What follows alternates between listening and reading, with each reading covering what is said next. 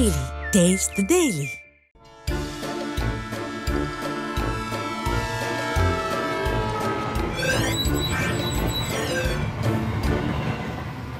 மக்கா வணக்கம். அதிமுகவை விட சிறப்பாக ஆட்சி பண்ணுவோம்னு வாய் சவடாலாம் பேசுனீங்களே, செஞ்சு காட்டுங்கப்பா அப்படின்னு ஐயா ஸ்டாலினுக்கு எதிர்க்கட்சி தலைவர் ஐயா எடப்பாடி கே பழனிசாமி ஓப்பனாக சவால் விட்டுருக்காரு. அதிமுக ஆட்சியில் என்னென்ன செஞ்சாங்களோ அதில் பாதி கூட இந்த விளம்பர கவர்மெண்டால் செய்ய முடியல. இவங்க எங்கே அதிமுகவை விட சிறப்பாக செய்ய போகிறாங்க?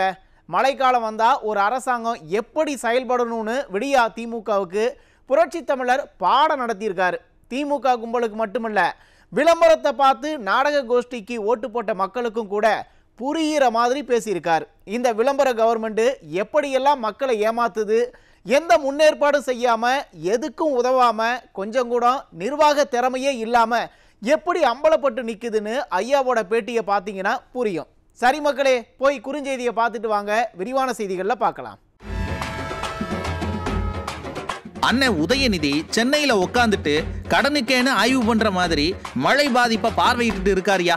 நடுராத்திரி 1 மணிக்கு சினிமா விமர்சனம் பண்றதுல காட்டுற அக்கறைய கொஞ்சமாச்சும் ஆய்வு பண்றதுல காட்டணும்னு மக்கள் சொல்றாங்க. அண்ணன் புரிஞ்சுப்பாரா?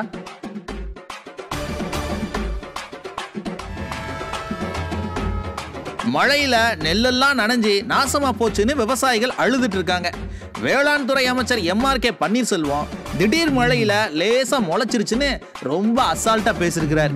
100 நாள் வயல்ல கிடந்து வேலை பார்த்த விவசாயிக்கு தானே சார் அந்த வழி தெரியும். நாம நோகாம பச்சை துண்டை போட்டு பகுமானமா வசனம் தானே பேசுறோம். நமக்கு எப்படி அந்த வழி புரியும்?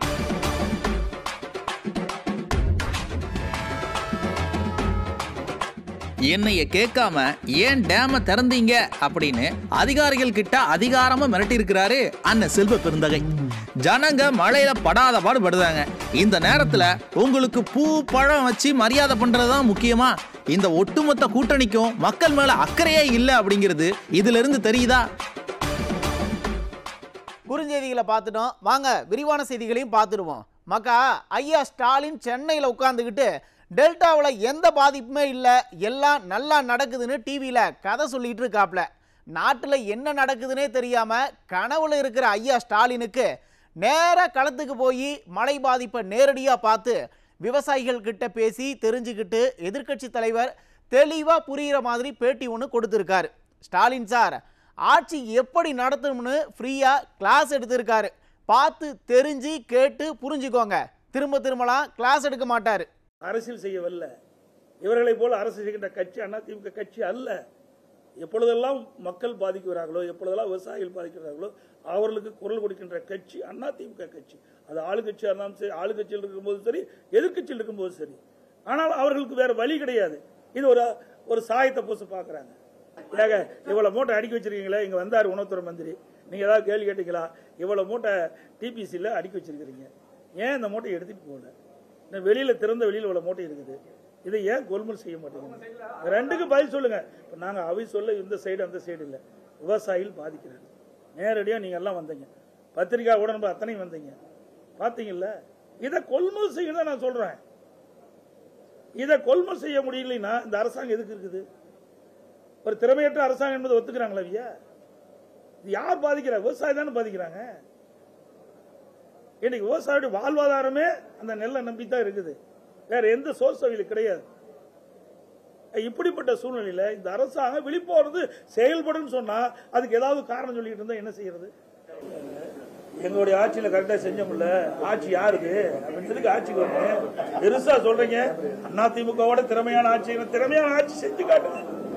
டெல்டா மாவட்டத்தில் மழையால ஏற்பட்டிருக்கக்கூடிய பாதிப்பை நேர்ல போய் பார்த்த புரட்சி தமிழர் ஐயா எடப்பாடி கே பழனிசாமி விவசாயிகள் சொன்ன குறைகளை, வேதனைகளை கேட்டாரு.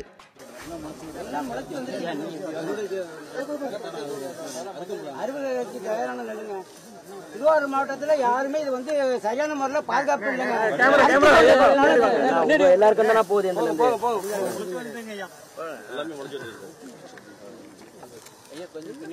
இந்த பகுதி மட்டும்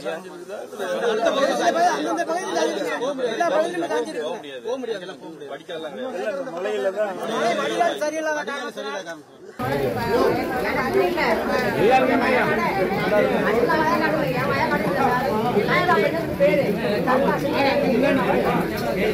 பாத்தீங்களா, தாலிச்சங்கிலி அடமானம் வச்சு விவசாயம் பண்ணோம், எல்லாமே வீணா போச்சுன்னு ஒரு அம்மா கதறுறாங்க. ஒரு விவசாயியா இதை கேட்கும் போது புரட்சி தமிழருக்கு எப்படி இருந்திருக்கும்? விடுவாரா இந்த கவர்மெண்ட்டை? பிரஸ் மீட் வச்சு மழைக்காலத்தில் விவசாயிகளை பாதுகாப்பது எப்படி அப்படின்னு ஐயா ஸ்டாலினுக்கு ஃப்ரீயா கிளாஸ் எடுத்தார். ஐயா கருணாநிதி அவர் மகன் ஸ்டாலினுக்கு சொல்லிக் கொடுக்காதத, ஐயா ஸ்டாலின் அவர் மகன் உதயநிதிக்கு சொல்லிக் கொடுக்காதத இன்னைக்கு ஐயா எடப்பாடியார் ஃப்ரீயா சொல்லி கொடுத்திருக்கிறார். சட்டமன்றத்தில் நான் கவன ஈர்ப்பு தீர்மானம் கொண்டு வந்து பேசுகிற பொழுது விவசாய பிரச்சனை எடுத்து சொன்னேன். இன்றைக்கு விவசாயிகள் 15 நாட்களாக, நான் சட்டமன்றத்தில் பேசியது 15 நாட்களாக விவசாயிகள் உற்பத்தி செய்யப்பட்டு அந்த நெல்லை இன்றைக்கு தஞ்சாவூர் மாவட்டம், திருவாரூர் மாவட்டம், நாகப்பட்டினம் மாவட்டத்தில் சாலை ஓரமாக குவித்து வைத்திருக்கின்றார்கள். அதோட நேரடி நெல் கொள்முதலுக்கு முன்பாக திறந்த வெளியிலே இன்றைக்கு நெல்மணிகளை குவித்து வைத்து மழையிலே அந்த நெல்மணிகள்லாம் முளைத்து வீணாக்கப்பட்டு வீணாகி கொண்டிருக்கின்றது. உடனடியாக போர்க்கால அடிப்படையில் இந்த அரசு துரிதமாக வேகமாக நடவடிக்கை எடுக்கப்பட்டு திறந்த வெளியில் குவித்து வைக்கப்பட்டுள்ள அந்த நெல் மூட்டைகளை எல்லாம் நீங்கள் கொள்முதல் செய்ய வேண்டும் என்று நான் அரசிடம் வலியுறுத்திய போது மாண்புமிகு உணவுத்துறை அமைச்சர் குறிப்பிடுகிறார், நாங்கள் வேகமாக துரிதமாக செயல்பட்டுக் கொண்டிருக்கின்றேன், நான் நேரடியாக போய் சென்று பார்த்தேன் என்றெல்லாம் சொன்னார். இதே அனைத்து இந்திய அண்ணா திராவிட முன்னேற்ற கழக ஆட்சி இருக்கின்ற பொழுது ஒவ்வொரு நேரடி நெல் கொள்முதலத்திலும் தினந்தோறும் 1000 மூட்டைகள் எடை போடப்பட்டது. அதற்கு வந்து திராவிட முன்னேற்ற கழக ஆட்சியில் வெறும் 800 மூட்டை தான் எடை போட்டு இருந்தாங்க.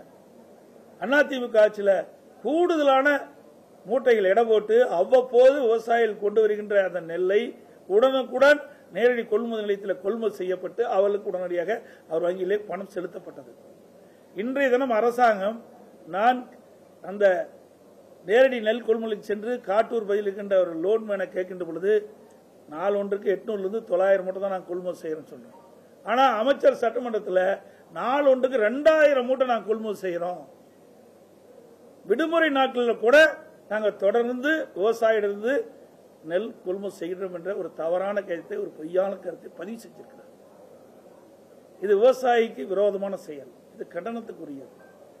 இன்றைக்கு இரவென்றும் பகலென்றும் பாராம சுமார் 100 நாட்கள் விவசாயிகள் போராடி அந்த நெற்பயிரை விளைவித்து அறுவடை செய்து அவர்கள் கொண்டு வந்த மூட்டையை கூட இந்த அரசாங்கம் கொள்முதல் செய்யவில்லை என்றால் எதற்கு இந்த அரசாங்கம் இருக்கின்றது?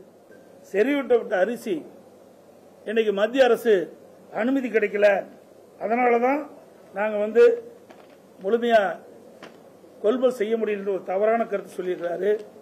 இன்றைக்கு மத்திய அரசாங்கம் ஆகஸ்ட் 18ஆம் தேதி அனுமதி கொடுத்து விட்டது. செறிவூட்ட அரிசியை நீங்க பயன்படுத்தலாம் என்று ஆகஸ்ட் 18ஆம் தேதியே மத்திய அரசு அனுமதி கொடுக்கப்பட்டது. ஆனால் அது கூட தெரியாம அமைச்சர் சட்டமன்றத்தில் ஒரு தவறான தகவலை சொல்லியிருக்கிறாரு. அது மட்டும் இல்ல, நான் இந்த லோன்மேனை நேரடி கொள்முதலுக்கு சென்று காட்டூர்ல அந்த லோன்மேனை கேட்கின்ற பொழுது எங்களுக்கு லாரி முறையாக அனுப்பல. இந்த லாரி வருகின்ற அந்த ஓட்டுநர் சொல்றாரு, எங்களுக்கு டீசலுக்கு கூட பணம் கொடுக்க மாட்டேங்கிறாங்க, நாங்க எப்படி இங்க வந்து இந்த நேரடி கொள்முதல் எடுத்தது நெல்லை எப்படி குடோனுக்கு எடுத்து செல்ல முடியும்? இப்படிப்பட்ட நிலைமை தான் இந்த ஆட்சியில் இருக்குது. இது எதற்காக செய்தார் என்று தெரியவில்லை. ஒட்டுமொத்தமாக விவசாயிகளை புறக்கணிக்கிற அரசாகத்தான் பார்க்கப்படுகிறது. ஆக இன்னைக்கு விவசாயிங்க உற்பத்தி பண்ண நெல்லை ஒழுங்கா கொள்முதல் செய்யாததால தான் விவசாயிகள் நஷ்டப்படுறாங்க. எல்லாரும் நினைக்கிற மாதிரி மழையால இல்ல, இந்த அரசாங்கம் ஒழுங்கா வேலையை பார்த்திருந்தா மழையில இவ்வளவு சேதம் வந்திருக்காது, விவசாயிகள் கதறி ஆள வேண்டிய நிலைமை வந்திருக்காது. அதிமுக ஆட்சி இருக்கின்ற போது நல்லா தூர்வாரணும். தூர்வாருகின்ற பொழுது அந்த தண்ணி எல்லாம் வடிஞ்சிடும். இந்த ஆட்சியில முறையா தூர்வாரல ஒண்ணு. இரண்டாவது, பயிர் காப்பீட்டு திட்டம் சொன்னீங்க. அதிமுக ஆட்சியிலிருந்து முறையாக பயிர் காப்பீட்டு திட்டத்தில் விவசாயிகள் சேர்க்கப்பட்டு எப்பொழுதெல்லாம் விவசாயிகள் பாதிக்கப்படுகிறார்களோ, எப்பொழுதெல்லாம் விவசாயிகளுடைய பயிர் சேதமடைகிறதோ அதெல்லாம் கணக்கிட்டு அவ்வப்போது விவசாயிகளுக்கு தேவையான நிவாரணம் அளிக்கப்பட்ட அரசு அதிமுக அரசு. இந்தியாவிலேயே அதிமுக ஆட்சியில் தான் அந்த பயிர் காப்பீட்டு திட்டத்தின் மூலமாக அதிக அளவு விவசாயிகளுக்கு இழப்பீட்டு தொகை பெற்று தந்த அரசாங்கம் அதிமுக அரசாங்கம். அதிமுக ஆட்சி இருக்கின்ற பொழுது குறுவை சாகுபடிக்கு நாங்கள் வந்து பயிர் காப்பீட்டு திட்டத்தில் நாங்கள் சேர்த்தோம். இந்த அரசாங்கம் அதையும் செய்ய தவறிவிட்டது. அதிமுக ஆட்சி இருக்கின்ற பொழுது இப்படி மழை காலங்களில் வருகின்ற பொழுது அந்த நெல்மணிகள்லாம் ஈரமாயிரும். 17% தான் நம்ம அடிப்படையை வச்சிருக்கிறோம். ஆனால் 17% நாம விவசாயிகள் கொண்டு வந்து நேரடி கொள்முதல் கொடுக்க முடியாது. அதனால் அதிமுக ஆட்சி இருக்கும் பொழுது 20% 22% ஈரப்பதம் உள்ள அந்த நெல்லை கூட நாங்கள் வந்து நேரடி கொள்முதல் செஞ்சோம். ஆனால் நான் கவன ஈர்ப்பு தீர்மானத்தில் இதை உணவுத்துறை மந்திரிகிட்ட கேட்கும்போது நாங்கள் இன்னும் அனுமதி வாங்கலைங்கிறார். அப்படின்னு எப்படிப்பட்ட அரசா இருக்குன்னு பாருங்க. இதையெல்லாம் மத்திய அரசோட அனுமதி. இப்படிப்பட்ட மழை காலம், இந்த மழை காலம் வரும்னு அந்த அரசாங்கத்துக்கு தெரியும். அப்படி தெரிகின்ற பொழுது உடனடியாக மத்திய அரசோடு தொடர்பு கொண்டு இப்படி விவசாயிகள் கொண்டு வருகின்ற நெல்மணிகள் 17%, 20%, 22% இருந்தால் கூட அதை கொள்முதல் செய்ய நீங்க அனுமதி வேணும்னா அனுமதி கேட்க வாங்கணும். அதுதான் அரசாங்கத்துடைய கடமை. ஆக மத்திய அரசாங்கத்துக்கிட்ட கேட்க வேண்டிய அனுமதியும் கேட்கல. அவங்க ஆகஸ்ட் 18 அன்னைக்கு கொடுத்த அனுமதி பத்தியும் அமைச்சருக்கு தெரியல. எதுக்கும் உதவாத ஒரு விடிய அரசாங்கம், விளம்பர அரசாங்கம் தான் ஐயா ஸ்டாலினோட அரசாங்கம்னு எதிர்க்கட்சி தலைவர் ஐயா புரட்சித்தமிழர் பேசும்போது நல்லாவே புரியுது. மழை பெஞ்சது இயற்கை, என்ன செய்ய முடியும் அப்படின்னு சென்டிமெண்டா உடன்பிறப்புகள் பேசுனா செய்ய வேண்டிய வேலையெல்லாம் ஏன் செய்யலன்னு கேளுங்கப்பு. இந்த பாடம் ஸ்டாலின் சாருக்கு மட்டும் இல்ல, மக்களுக்கும் தான். இதை பார்த்து தான் நம்மளை சுத்தி என்ன நடக்குது, நம்ம கவர்மெண்ட் என்ன செய்யுது அப்படின்னு நீங்க தெரிஞ்சுக்க முடியும். மழையால பாதிக்கப்பட்டிருக்கிற டெல்டா மாவட்டங்களுக்கு போன எதிர்க்கட்சி தலைவர் இப்ப விளம்பர கும்பலை வெளுத்துக்கிட்டு இருக்காரு. ஆனா மக்களை காப்பாற்ற வேண்டிய ஆளுங்கட்சி இங்க சென்னையில் உட்காந்துக்கிட்டு ஜாலியா விளம்பர ஷூட்டிங் நடத்திட்டு இருக்காங்க. கூட்டணி கட்சிகள்னு சில கொள்கை புலிகள்லாம் சுத்திட்டு இருப்பாங்களே, அவங்க பண்ற அரசியல் ரொம்பவே கேவலமா இருக்கு. அந்த கொடுமையை நீங்களே பாருங்க.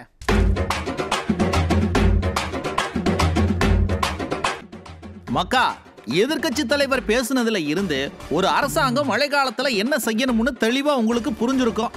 ஆனா இது நம்ம விளம்பர கும்பலுக்கு தெரியல. மழைக்காலம் வந்தா நல்ல ஒசரமான தார் ஜீப்ல நல்ல வெள்ளை கலர் டிஷர்ட் போட்டுக்கிட்டு அதுக்கு மேல ரெயின் கோட்டை போட்டுக்கிட்டு கட்டுப்பாட்டு அறைன்னு ஒரு அறைக்கு போய் அங்கே புரியாத பாஷையில் கொரியன் படம் பார்க்குற மாதிரி கொஞ்ச நேரம் டிவியை வெறிக்க பார்த்துவிட்டு செய்தியாளர்கள் கிட்ட மழையை சமாளிக்க தயார் அப்படின்னு பேட்டி கொடுத்துட்டா அதுதான் முன்னெச்சரிக்கை நடவடிக்கைன்னு விளம்பர கும்பல் நினைக்குது. ஆனால் அதை நான் சொல்லலை, அவங்க செய்யறதெல்லாம் பாருங்க, உங்களுக்கே நல்லா புரியும். டெல்டாவில் எல்லாம் நாசமாகிட்டு இருக்குங்க. ஐயா ஸ்டாலினும் அண்ணன் உதயநிதியும் சென்னையில் உட்காந்துக்கிட்டு நகர மாட்டிக்காங்களே. இந்த நேரத்தில் தான் அங்கே போய் நிற்கணும் பார்த்துக்குங்க. சரி, கட்டுப்பாட்டு அறையில் ஆய்வு பண்ணுறாங்களே, அதை ஒழுங்காக பண்ணுறாங்களா, விதியேன்னு நொந்துக்கிட்டே பண்ணுறாங்க. அண்ணன் உதயநிதி ஆய்வு பண்ணதை பார்த்தா உங்களுக்கு புரியும். இதில் அண்ணன் செல்வ பெருந்தகை என்னைய கேட்காம ஏன் டேமை திறந்துட்டீங்க அப்படின்னு கேட்டு அதிகாரிகள்கிட்ட சண்டை வேற போட்டிருக்கிறாரு. துறை வந்து அரசு துறை தானே, நீர்வளத்துறை அரசு துறை. மரபுன்னா காலகாலமா எப்பவுமே நானும் ஒரு 3 வருஷம் திறந்து விட்டுருக்கேன். போன வருஷமா சொல்லாம திறந்துட்டீங்க. தப்பு கிடையாது, நீங்க தரங்க. நீங்களே வந்து ஆட்சியாளர்களா நீங்களே மக்கள் பிரதிநிதியா மாறுங்க. இதெல்லாம் தப்பு இல்லை, இது சொல்லணும் இல்லை. இது நீங்களே மக்கள் பிரதிநிதி ஆகிட்டா பிறகு கவர்மெண்ட் அதிகாரிகளை கவர்மெண்ட் ரன் பண்ணிக்கலாமே. ஆளுங்கட்சியும் சரி, அவங்களோட கூட்டணியில் இருக்கிறவங்களும் சரி, மழை காலத்தில் எப்படி அரசியல் பண்ணலாம், மக்களை எப்படி ஏமாற்றலாம் அப்படின்னு தான் யோசிச்சுக்கிட்டு இருக்காங்க. மக்களுக்கு பாதிப்பு வராமல் எப்படி செயல்படணும், எப்படி மக்களை காப்பாற்றணும்னு யோசிக்க மாட்டேங்காங்க. அவங்களுக்கு யோசிக்கவும் தெரியாது. வெள்ளம் வர்றதுக்கு முன்னாடியே நடவடிக்கை எடுக்கணும், வெள்ளம் வந்த பிறகு குதிச்சு பிரயோஜனமே இல்லை. அது மாதிரி தான் பருவமழை ஆரம்பிக்கும் முன்னாடியே இவங்க வேலைகளை செஞ்சிருந்துருக்கணும், செய்யாமல் விட்டுட்டாங்க. இப்போ மக்கள் கஷ்டப்படுதாங்க பார்த்துக்குங்க. இந்த மழையோட இந்த கண்ணீரெல்லாம் சேர்ந்து போட்டுமப்பா. அடுத்த மழைக்கு தமிழ்நாட்டில் நல்லாட்சி இருக்கணும், நாமெல்லாம் சந்தோஷமா இருக்கணும். அதுக்கான முடிவை மக்கள் நாம தான் எடுக்கணும். அதாவது மக்கா, ஆட்சியாளர்களுக்கு கொஞ்சமாச்சும் மக்கள் மேலே அக்கறை இருக்கணும், இருந்தால் தான் செயல்பட முடியும். திமுக கும்பலுக்கு தான் மக்கள் நலன்னா என்னன்னே தெரியாதே. டிஜிபி நியமனத்தில் கூட அடுத்தடுத்து பஞ்சாயத்து நடந்துட்டு இருக்கு. நிர்வாகம் மொத்தமாக சீர்குலைஞ்சி போயிருக்கு. இந்த 4 வருஷ ஆட்சி தமிழ்நாட்டை ஒரு 40 வருஷத்துக்கு பின்னாடி கொண்டுட்டு போயிடுச்சின்னு சொன்னால் அது தப்பே கிடையாது. அப்படி தான் நடந்துட்டு இருக்கு ஆட்சி. சரி மக்களே, எல்லாம் கொஞ்ச நாளைக்கு தான். இன்னைக்கு நிகழ்ச்சி இத்தோட முடிஞ்சுது. நாளைக்கு மறுபடியும் சந்திப்போம். நன்றி, வணக்கம்.